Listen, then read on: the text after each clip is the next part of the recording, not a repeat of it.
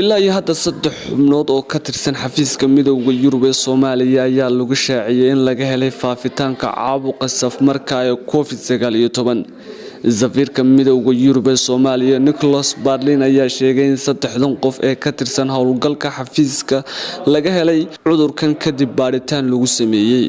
Nicholas Barlin ayaa tilmaamay in 3 qof ee karantiin la geliyay xubnahan isla markaasina lagu hayo meel gaar ah. Sidoo kalena waxa uu intaas ku daray in la go'doomiyay dhammaan dadkii ay la kulmeen 3 qof ee lagu xaqiijiyay in laga helay faafitaanka caabuqa COVID-19. Safiirkan ayaa ugu dambeyntiina xusay inay qaadan doonaan tallaabada caafimaadka ee hay'adda WHO si loo badbaadiyo shaqaalaha ka shaqeeya xafiiska midowgaasi Yurub.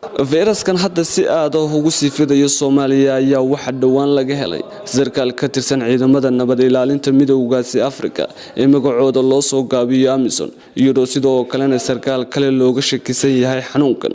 Waa Xamsada Bare, Telefishinka Star.